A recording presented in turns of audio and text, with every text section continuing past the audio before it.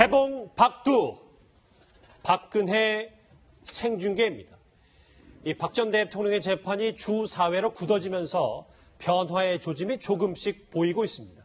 저희가 그 가능성을 세 가지로 딱 요약을 했는데 오른쪽에 준비한 게 있습니다. 같이 한번 보겠습니다. 달라지는 박 전 대통령과 최순실 씨의 주변들입니다. 먼저 아까 주제로는 살펴봤는데 이거는 좀 차차 알아보기로 하고 이것부터 첫 번째 얘기부터 해봐야 될 것 같아요. 최순실 구치소 이감, 이현정 의원님. 네. 어디로 옮겨지기는 한 겁니까? 일단 지금 현재 최순실 씨는 서울 남부구치소에 수감이 돼 있습니다. 남부구치소 같은 경우는 이제 저쪽 영등포 쪽 그쪽에 이제 위치하고 있는데 지금 서울 시내에는 이제 남부구치소와 그다음에 성동구치소 두 군데가 있거든요. 예. 서울구치소는 사실 의왕에 있습니다. 서울에 있는 게 아니고.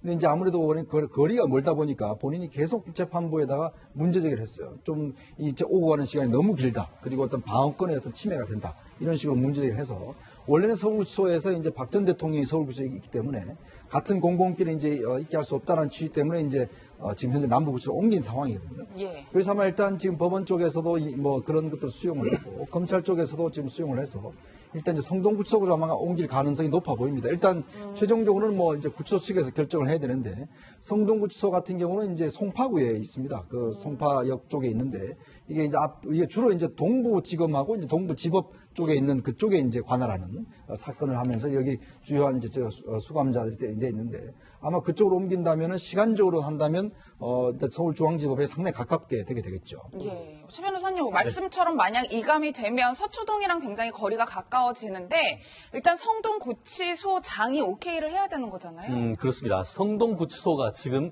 어디 있냐면은 그 문정동 로데오 거리 넘어 있는데요. 현재 이것이 옮기는 것이 이름이 이제는 동부구치소가 되는 것입니다. 동부구치소가 어디냐 한다고 하면은 지금 그쪽에 있는 가든파이브나 패밀리 아파트 있는 쪽에 있는데 지금 그 남부구치소도 지어진 지가 한 3, 4년 돼서 이른바 4성급 호텔에 가깝다라고 하는데 여기는 오히려 남부구치소에 비하면 오히려 5성급 호텔이라고 할 수 있는 건데요.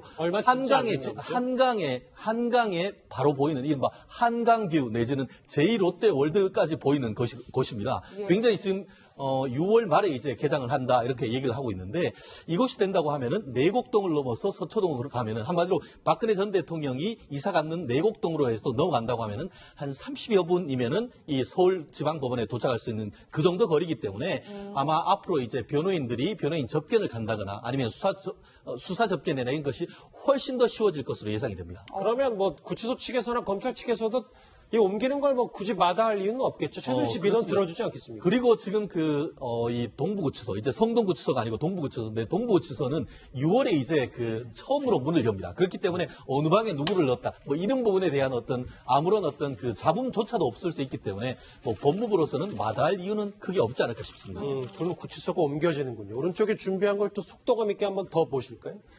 최순실 씨는 구치소 이감을 할 수도 있다라는 얘기고 박 전 대통령은 일요일도 이제 변호인 접견이 가능하다 이런 얘기가 나왔어요. 예, 최 변호사님 휴일까지도 이제 변호인 접견을 하겠다는 건데 아무래도 그 이유는 현재 재판 일정이 워낙 빡빡하기 때문이겠죠. 그렇습니다. 한마디로 이번 주부터는 3일에서 주 4일 지금 재판을 하지 않습니까? 그렇다고 하면 현실적으로 변호인이 접견을 할 수 있는 시간이 사실은 하루밖에 안 됩니다. 왜냐하면 변호인 접견은 월요일부터 금요일까지밖에 안 됩니다. 결국 4일 재판을 해버리면은 하루 만나서 4일 재판을 준비를 하는 것은 현실적으로 어렵죠. 그러다 보니까 주말, 지금 보니까 일요일 접견이기 때문에 토요일은 못한다. 결국 실질적으로 변호인 접견할 수 있는 것은 주중에 하루, 일요일 이렇게 되는 것 같은데 아마 그 변호인으로서는 상당히 빡센 준비를 해야 되는 것이고 다만 일요일까지 해준다는 것은 그래도 상당 부분 그 법원에서 이 변호인의 접견권, 재판 준비를 하기 위한 것을 보장하는 그런 취지로 읽힌다 이렇게 말씀드릴 수 있습니다. 위원장님, 아까 지금 이경재 변호사가 말했던 게 이제 그래픽으로도 화면으로 잠깐 준비가 됐었었는데 저희 보면 구치소에서 주말 접견이 불가하다고 1차 통보를 받았다 이런 얘기 있거든요. 과거에 지난주였죠. 정유라 씨가 이제 긴급히 엄마 면회를 갔는데 구치소 측에서 거부했던 것 같이 최순실 씨 측과 구치소 측에 조금 이제 불협화음이 있는 건 맞는 겁니까? 그러니까 그런 것 같아요. 지금 이제 그때 당시에도 이경재 변호사는 주말 접견이 가능하다고 해서 갔는데 이제 정유라가 못 만났지 않습니까? 아마 이제 그 어떤 이제 구치소 입장에서 그럴 겁니다. 어떤 한 사람을 면회시켜 주려면 사실 많은 직원들이 솔직히 필요한 상황이거든요. 왜냐하면 교도관들 같은 경우에 뭐 한 사람을 위해서 개호를 하려면 여러 명이 사실은 이제 준비해야 되니까 그런 면에서 예를 들어서 뭐 검찰에 이런 데서 해주라고 한다고 해서 구치소 측에서 뭐 바로 해줄 수 있는 그런 상황은 또 아니지 않습니까? 아마 그렇기 때문에 서로 간에 어떤 의견차가 좀 있었던 것 같고 그렇다면 지금 이제 만약 주말 접견 변호인 접견을 한다 하더라도 사실 구치소 입장에 보면 근무 형태를 다 바꿔야 돼요.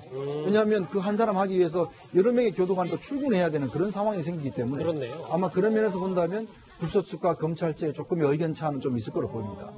이게 뭐 법무부 쪽에서도 이 최순실 씨와 박 전 대통령 사건이 워낙 전대비문이기 때문에 여러 가지 사건들에 대해서 케이스에 대해서 고민이 많을 것 같아요. 구치소 이감, 변호인 접견 가능까지 살펴봤다면 아마 이 얘기가 시청자분들께서는 가장 좀 관심이 많이 가지 않을까 싶습니다. 김성환 평론가님, 정말 우리가 TV로 실시간으로 생중계를 볼 수 있게 되는 겁니까? 앞으로는 그렇게 될 수 있을지도 모르겠습니다. 왜냐하면 아시다시피 지금 박근혜 전 대통령 재판은 TV로 공개되지 않고 있잖아요. 그렇죠. 그러니까 헌재 재판의 경우에는 온라인으로 이제 재판 과정이 이제 보여졌는데 지금 박 전 대통령 재판은 이 법원 규칙에 따라서 재판 시작 전에 장면은 볼 수 있지만 그 이외 공판 장면은 중계를 못하도록 되어 있습니다. 근데 국민의 알 권리 차원에서 법원 내부에서도 아마 이견이 있었던 모양이에요. 이건 좀 공개해야 되는 것 아니냐. 이렇게 역사적으로 중요한 재판의 경우에는 공개해서 국민들한테 알려줘야 할 필요가 있지 않겠느냐. 이런 의견이 나오니까 법원 행정처가 전국의 판사들한테 한 1,000명 조금 넘는 판사들에게 이 설문조사를 했다고 합니다. 설문조사를 한 결과를 보니까 이 판사의 67.8%가 재판 과정을 공개해도 괜찮다. 이제 이런 의견을 보였고요. 반대가 32.1%가 나왔습니다. 그리고 판결 선고 장면, 그러니까 공판 전체를 공개하지는 않더라도 판결 선고 장면까지는 공개해도 괜찮지 않느냐라는 의견이 73.4%가 나왔습니다. 상당히 높은 퍼센트가 나왔다 이렇게 볼 수 있는데요. 그러니까 법원 안에서 이렇게 많은 판사들이 이 TV 중계나 이런 것들을 허용해도 괜찮다는 의견이 나왔기 때문에 아마 조만간 법원 내부에서 의견을 좀 수렴한 다음에 박근혜 전 대통령 재판을 전체로 공개하는 것도 어느 정도 가능해지지 않을까 그런 기대를 좀 해봅니다. 다만 이 부분과 관련해서는 그 변호사들 사이에서도 뭐 이런 얘기가 있습니다. 특히 국민의 어떤 법적 알 권리 취지에서는 공개를 해야 된다라고 하고 또 어떤 경우에는 피고인이 유죄 확정될 때까지는 무죄 추정이 되는데 아직까지 확정도 안 된 상태에서 공개하는 것이 맞느냐 이와 같은 알 권리와 피고인의 그 어떤 방어권 보장 이 두 개가 크게 충돌하는 그런 상황입니다. 인권 문제 그렇습니다. 그렇기 때문에 현재로서는 이 부분을 그 내부 수렴을 했고 아마 어떤 규정을 바꾸는 그런 절차를 진행하는데 제가 봤을 때도 공개할 가능성이 높아지는데 다만 최종적인 선고 단계에서 이거를 그 공개를 할지 여부에 대해서는 이게 피고인의 동의를 얻어서 공개를 해야 된다는 것이 35% 그리고 공개해서는 안 된다가 한 34% 그리고 어쨌든 간에 그런 거 동의 여부와 관련 없이 허용해놔야 된다는 게 한 28% 정도인 것 같은데요.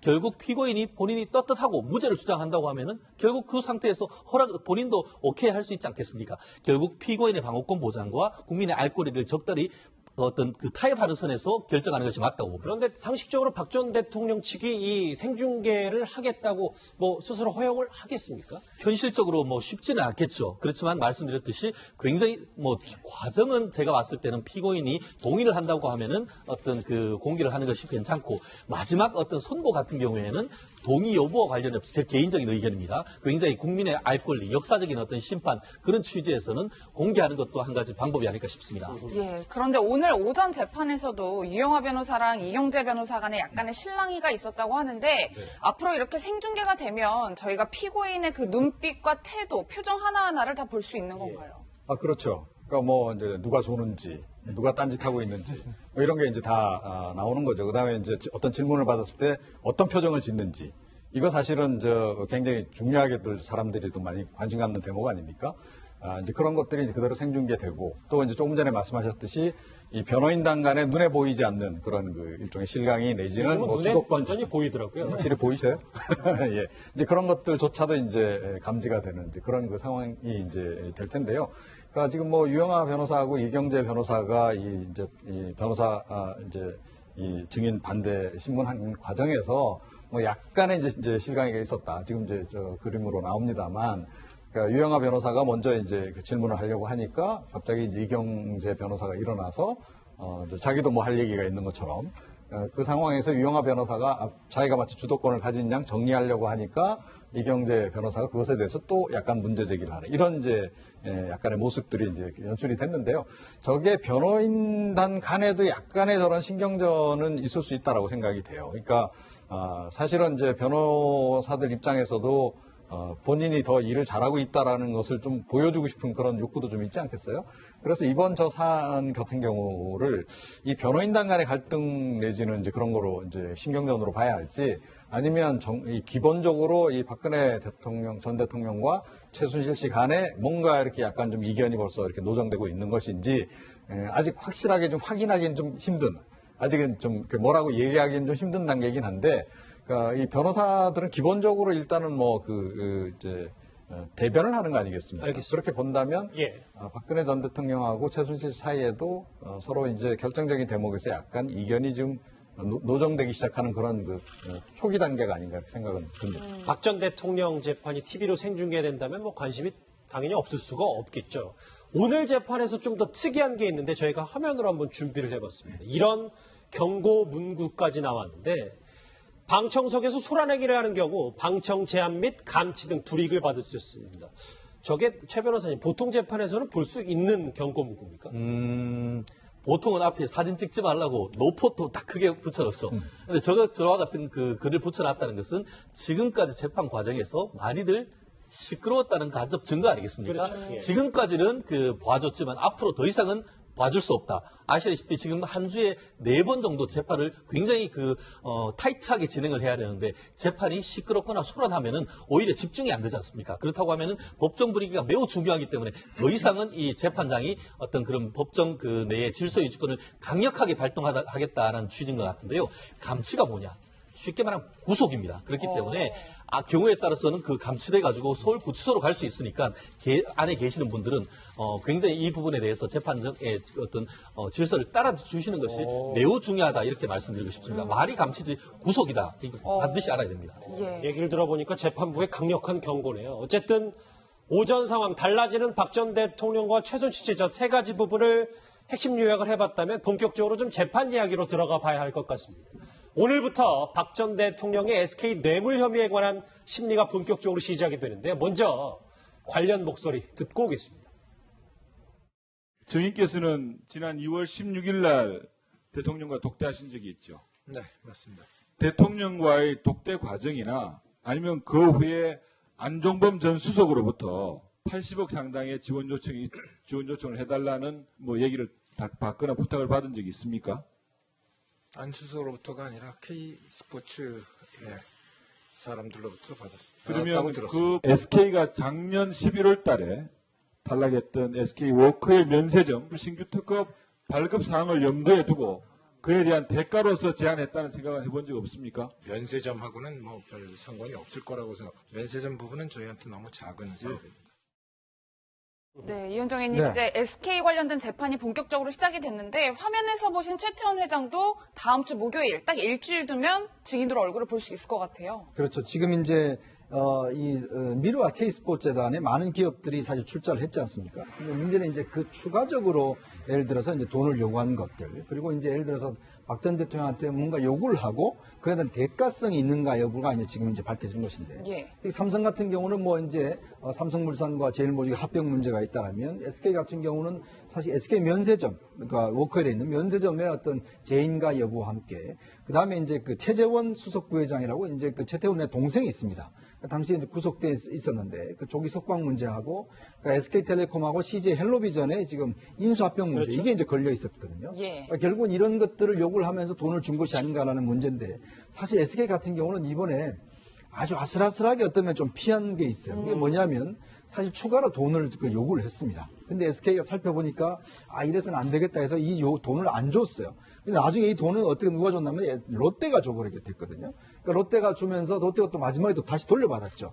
그러니까 만약에 SK가 이 돈을 줬다라면 상당히 제가 볼 때는 최태원 회장도 지금 이재용 부회장 같은 그런 상황을 모면할 수 없었을 것인데 예. 사실 이제 그 돈 자체 거절하는 게 SK를 봐서는 엄청나게 사실은 잘하는 것으로 되어 있습니다. 그렇기 때문에 사실 이 부분간에 특히 이제 재판의 핵심은 결국 이런 요구를 하고 어떤 돈을 준 것 아니냐. 그리고 실제로 또 이제 그 면회 과정에서 SK 고위 관계자들이 이제 이런 여러 가지 대가성과 관련된 이야기들, 즉 예를 들어서 뭐 석방 관련 이야기도 뭐 이렇게 위에서 뭔가 요구를 했다라든지 이런 게 있었기 때문에 그런 것 관련된 것을 이제 최태원 회장이 나와서 좀 증언을 해야 되는 그런 상황 같습니다. 예. 말씀하셨던 것처럼 대가성을 매개로 박 전 대통령이 뇌물을 요구했냐 그렇지 않냐 이게 핵심이 되겠죠. 과거 박 전 대통령과 최태원 회장과의 관계를 증언하는 목소리 한번 들어보시죠. 유독 박근혜 대통령의 사랑을 받은 느낌입니다. 사면을 받았습니다. 광복 70주년 사면입니다. 더군다나 복권까지도 받으셨습니다. 그 뒤로 박근혜 대통령이 여러 차례 동행도 하고 대전에 있는 창조경제혁신센터도 방문했습니다. 박근혜 대통령이 선두주자라고 칭찬까지 했습니다. 서면 이후에는 창조경제 혹은 또 정부에서 하는 사업에 적극적으로 호응하는 것이 저로서는 가능한 한 나라 경제의 버티는 생각했습니다. 유감입니다. 그러면 최 변호사님, SK 측에서 이제 박 전 대통령 관련된 막 부정적인 증언을 하기는 좀 어려운 상황이네요. 지금까지 보면. 그렇습니다. 사실 그 SK 같은 경우에는 아시다시피 삼성이나 롯데와는 다른 부분이 있었죠. SK 같은 경우에는 사내에서 외부에 지원을 하기 위해서는 그와 같은 의견이 사회공헌위원회라는 데에 상정이 돼야 되고 거기에 결의를 거쳐야 되는데 이 어떤 지원과 관련해서 사회공헌위원회에 상정조차 안 됐다. 그렇기 때문에 이 부분에 있어가지고는 내용이 어떤 설왕설래가 있었는지 여부는 변론으로 하고 그것이 다른 롯데나 삼성과 달리 어떤 기소조차 되지 않은 것이죠. 다만 많은 분들이 의심했던 것처럼 SK 최태원 회장이 구치소에 있을 때 사면과 관련해서 왕이 귀환을 결정했다. 숙제를 내줬다. 뭐 이런 얘기를 암호 같은 얘기를 하면서 그것이 어떤 사면과 대가관계와 거래가 있지 않느냐 이런 얘기를 했었었는데 말씀드렸듯이 그와 같은 어떤 구치소 내에 했던 것의 의미가 무엇인지 그리고 그와 관련해서 또 나중에 석방된 이후에 박근혜 전 대통령과 독대하면서 있었던 내용이 무엇인지 그 부분에 대해서는 상당 부분 어떤 깊은 심리가 이루어질 것 같습니다만 지금 본인들로서는 최대한 어떤 이 상황과 멀어지려고 하기 때문에 어떤 식으로 해서든 빌미를 잡히지 않기 위해서 어떤 나름대로의 어떤 줄타기를 할 가능성이 있지 않을까 싶습니다. 박 전 대통령과 SK와의 관계 이 움직임 말고도 또 하나의 오늘 움직임 하나가 있습니다. 검찰이 최순실 씨의 특검 강압 수사 주장을 각하했는데요. 그동안 최순실 측은 이렇게 주장한 바 있습니다. 그 목소리 들어보시죠.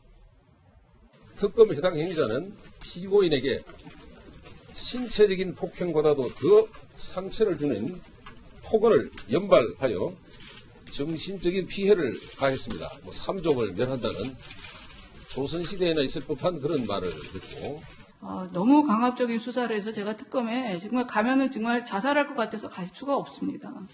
너무 폭행적이고 언어적이고 아니 수사가 자기 원하는 방향대로 안 들어가면은 계속 협박과 저기를 하고 풀이를 지르고 강압 수사를 하고 여러 명들이 갑자기 들어와가지고 막 공포 분위기를 조성하고 폭언이나 인신 공격을 구체적으로 어떻게 했는지 그거는 제가 입에 담기 너무 힘듭니다. 예, 입에 담기 힘들 정도의 폭언이나 인신공격을 받았다라고 주장하고 있는데 검찰에서는 근거가 부족하다 이렇게 판단을 내린 것 같아요. 이게 검찰이 자체적으로 그냥 내린 결정이 아니고요. 대한민국 지키기 민초들의 모임이라고 하는 이 보수 성향의 시민단체가 최순실 씨가 삼족을 멸한 최순실 씨가 첫 조사를 받으러 갔을 때 특검에 변론이 없는 상태에서 새벽까지 조사를 했다. 그 과정에서 이제 여러 가지 협박을 받았다 이런 내용이 핵심이었거든요. 기억이 납니다. 예. 근데 지금 와서 이제 다시 조사를 해서 확인을 해보니까 당시에 교도관이 문 밖에 조사실 밖에 대기를 하고 있는 상황이었고 문이 열려 있었기 때문에 협박이라든가 이런 것들이 오고 갈 수 있는 상황은 아니었다. 당시에 이제 특이한 그 외에 어떤 구체적으로 최순실 씨를 압박하거나 아니면은 협박하고 겁박해가지고 뭔가 최순실 씨 입을 열려고 했다는 행위는 없었다 이렇게 결론을 내렸다는 거죠.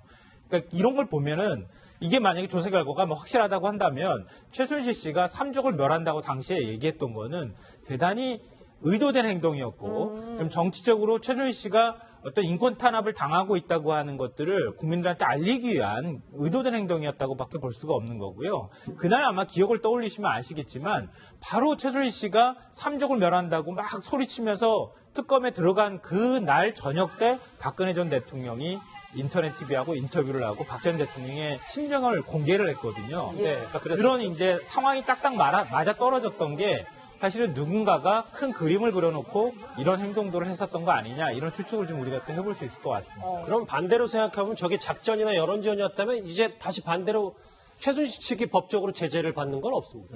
그런 건 없습니다. 그 피고인 같은 경우에는 기본적으로 진술 거부 권리 그리고 형법상 자기한테 그 불리한 증수를 거부할 권리까지 있습니다. 다만 그 미국이나 외국 같은 경우에는 이른바 사법방해죄 같은 것들이 있지만 우리나라 같은 경우에는 그와 같은 것이 없기 때문에 이와 같은 케이스도 사실 본인이 고소를 했는 것이 아니고 어떤 그 박근혜 전 대통령을 비롯해서 이쪽 그 개인을 지지하는 사회 단체에서 고발을 했는 케이스이기 때문에 이것을 가지고 이 최순실 씨에 대해서 어떤 형사적인 제재를 할 수는 없는데요. 일단 각하 결정했습니다만 각하 결정 근거가 부족하다. 한마디로 증거가 부족하다라고 했는데 이 사람들이 또 새로 항고를 할지 이 부분은 조금 더 지켜봐야 되지 않을까 싶습니다. 예, 이현정 의원님, 검찰의 조사가 만약 확실하다면 사실 이경재 변호사도 비슷한 취지의 주장을 해왔단 말이에요. 그러면 이들이 무에서 유를 창조해냈다라고 생각해야 되는 건가요? 그러니까 아마 이경재 변호사 입장에서 보면 최순실 씨의 변호인 아니겠습니까? 변호인은 그 피고인의 의뢰자가 주장하는 대로 사실 주장할 수밖에 없는 상황이죠. 그렇다고 예를 들어서 본인은 직접 보지 않은 상황이라면 또 그렇게 이야기를 하기 때문에 그 자체를 신뢰할 수밖에 없는 입장이기 때문에 아마 이경재 변호사는 그런 걸 믿고 했을 가능성이 저는 높다고 보여집니다. 그래서 아마 일단 지금 이제 그 상황 전체를 보자면 아마 최순실 씨가 여러 가지 아마 좀 의도를 한 것 같아요. 본인의 정유라에 대한 어떤 그 수사 문제라든지 또 박근혜 전 대통령 수사 문제라든지 그래서 좀 특검의 어떤 좀 강압 수사라 이런 걸 좀 부각시켜서 자신을 겨냥한 좀 칼날을 좀 예봉을 꺾겠다. 아마 그런 측면에서 의도적으로 한 것이 아닌가라고 좀 지금도 추정을 해봅니다. 알겠습니다. 국정농단과 관련된 박 전 대통령과 최순실 씨의 움직임은 여기서 정리를 해보겠습니다.